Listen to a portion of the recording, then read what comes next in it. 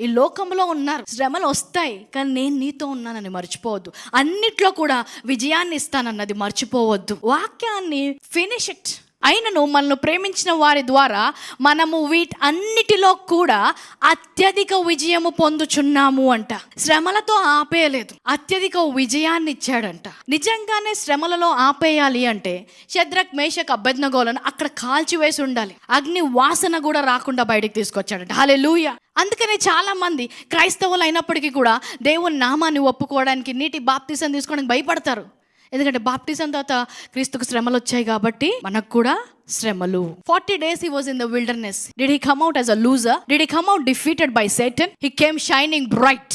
Hallelujah. ఈరోజు ఎంతమంది ఆ సరి అయిన అవగాహన లేకుండా దేవుని కొరకు నిల్చునే వారిని కూడా భయపెట్టి వెనక్కి లాగుతున్నారు. ఎందుకంటే సరి అయిన పునాది దేవుడు అంటే ఎవరో వారికి లేదు. కానీ ఎప్పుడైతే దేవుడు ఎలాంటిది, ఈ దేవుడు ఐగుప్తీయుల దేవుడు వంటి వాడు కాదు. So when you carry the image of God, ఆయన సర్వంతర్యామి, ఆయన నిత్యము ఉన్నాడు, ఎల్లప్పుడూ ఉన్నాడు, ఆయన మారని దేవుడు, మార్పు చెందని దేవుడు. మారని వాడంటే ఏంటి? ఎందులో కూడా మారడు. ఆయన ప్రేమలో మార్చాడు, ఆయన చూపించే కృపలో మార్చాడు. అంటే ఆయన నిన్ను ప్రేమిస్తున్నాడు. ఆయన ప్రేమించిన వారికి ఏమీ జరగకూడదని ఎంత దూరమైనా వెళ్ళే దేవుడు అంట. ఇప్పుడు ఈ ఐగుప్తుల దేవుళ్ళు ఇజ్రాయెల్ దేవునికి ఉన్న తేడా మనం చూస్తాం. ఐగుప్తులో ఉన్నప్పుడు, ఇజ్రాయెల్ని విడిపించేటప్పుడు ఎలాగైతే ఈ దేవుడు వారి కోసం నిల్చున్నాడో, ఎలాగైతే ఈ దేవుడు వారి పక్షాన ఉండి వారికి ఏమీ అవ్వకుండా తీసుకొని వచ్చాడు. He fought for them even when they were still in Egypt in slavery, when they didn't even know the name of this God.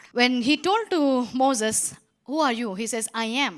The actual interpretation should be like, I was, I am and I will be. నేను ఉన్నవాడను అంటే ఈ లోకము లేనప్పుడు ఉన్నాను, ఇప్పుడు ఉన్నాను, ఎల్లప్పుడూ కూడా ఉంటాను అని. సో ఇలాంటి దేవుణ్ణి నువ్వు ఈ వాక్యము ద్వారా కనుగొన్నావు. రక్షించబడినప్పుడు ఇలాంటి దేవుడు నీకు ఉన్నాడని మర్చిపోవద్దు.